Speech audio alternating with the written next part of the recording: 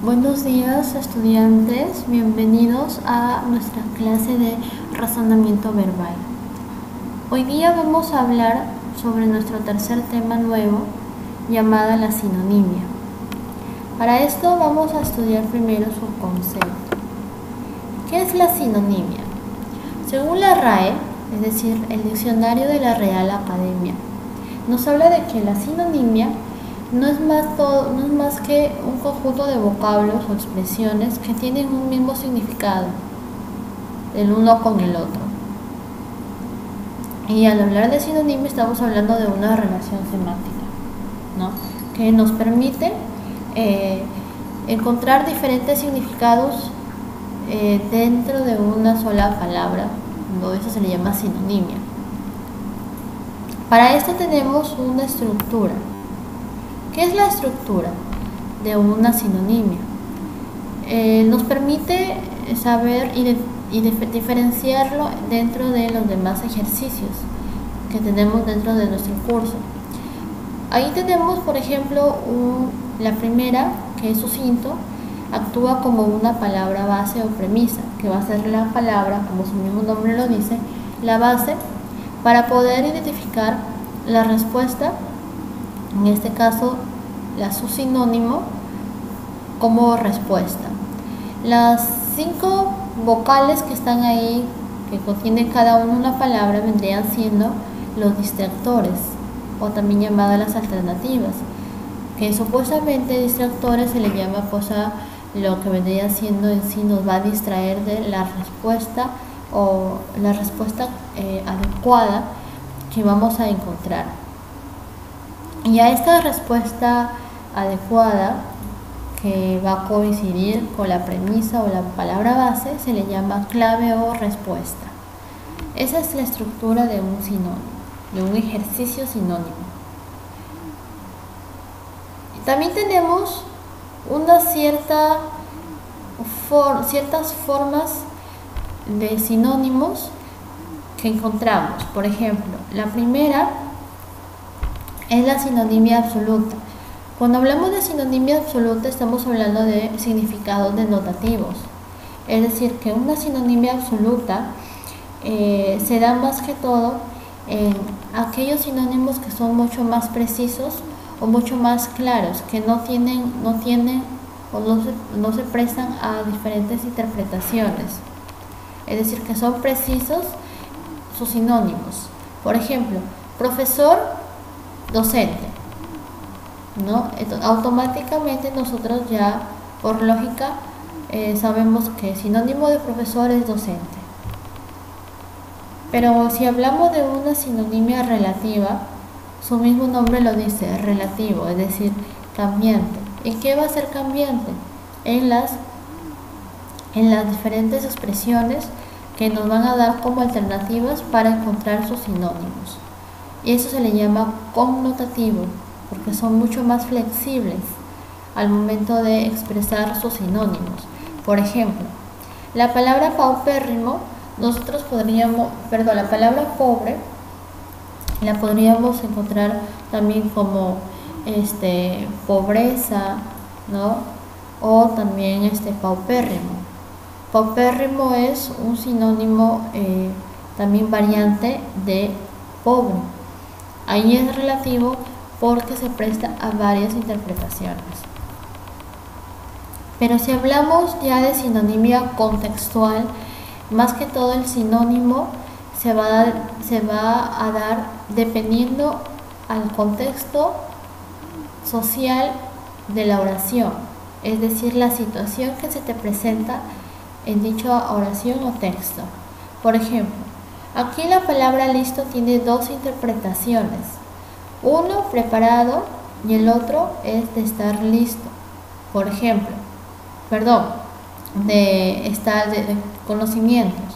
Por ejemplo, listo, preparado vendría siendo cuando preparado en el sentido de una situación. Por ejemplo, ¿estás listo para la fiesta? Ahí es una situación que amerita la palabra. Pero si nosotros llevamos la palabra listo a lo que vendría siendo el ámbito de nuestros conocimientos, sería: la niña es muy lista, es decir, muy inteligente, muy sabia. Ahí hay dos contextos diferentes, pero utilizando la misma palabra. Perdón, utilizando los mismos significados. Por ejemplo, listo y preparado, que significan lo mismo, pero diferentes contextos, ¿sí? Eso es la sinonimia contextual.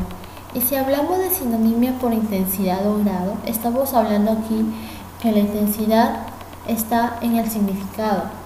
Siempre esto grábenselo, porque a veces suele preguntarse, pero ¿dónde está la intensidad?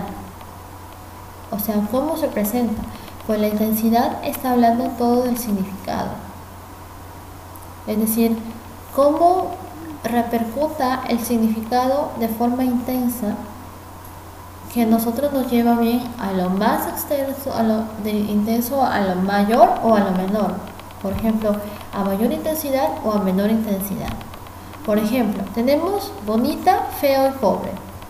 Bueno, aquí también estamos tocando la palabra pobre, porque también funciona como sinonimia de intensidad. Por ejemplo, bonita, hay una intensidad entre preciosa, porque bonita puede ser cualquier persona o cosa, ¿no? Es bonito, ¿no? Ese televisor es bonito, esa mesa es bonita, ellas son bonitas. Pero cuando hablamos de preciosa, ya estamos hablando de un nivel mucho más allá o mucho más alto de estándar de bellezas. Entonces ahí hay una intensidad. Lo mismo pasa con feo. Feo podría ser cualquier cosa también, ¿no? Pero más ofensivo vendría siendo horrible. Ahí hay una intensidad en el significado. Y pobre, que pobre pues cualquiera puede ser pobre, ¿no? Pero si nosotros ya hablamos de paupérrimo, ya es una pobreza más extrema. Ahí está la intensidad en el significado. Mientras uno significa no tan pobre, paupérrimo, por ejemplo, significa ya una pobreza mucho más intensa. Entonces ese es el significado de lo que vendría siendo la sinonimia de intensidad o grado. También tenemos si nosotros vamos más allá de la sinonimia, encontramos también lo que vendrían siendo los tipos de sinonimia. Tenemos la sinonimia gramatical, las sinonimias lexicales, que van más allá, ¿no? En la sinonimia gramatical es más que todo entra a tallar lo que vendría siendo, así como aquí hemos estudiado los absolutos y los relativos, pero se van a dar más que todo en lo que vendrían siendo los prefijos, que ya los prefijos vienen siendo pues sílabas que por sí solos no tienen ningún sonido, ningún significado.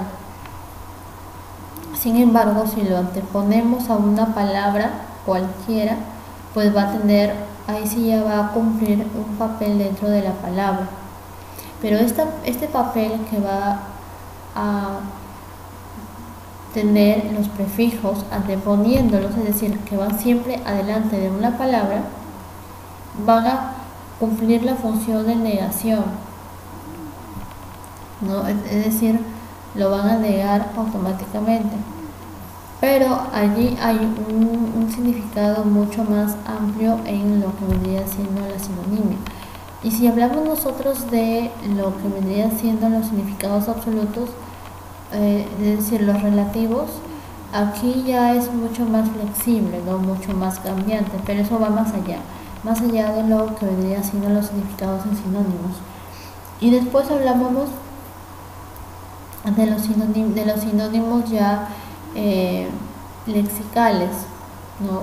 Donde hay muchas más variantes en el plano de los sinónimos o los tipos de sinónimos.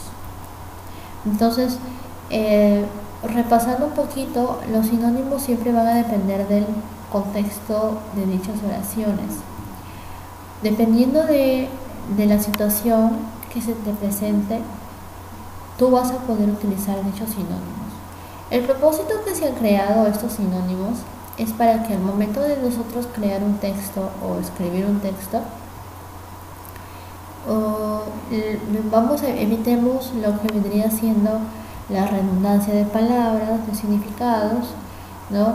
Y que no haya mucha repetición en las palabras, sino que va variando de acuerdo a lo que se va expresando en el texto, siempre tomando en cuenta la situación, ¿no?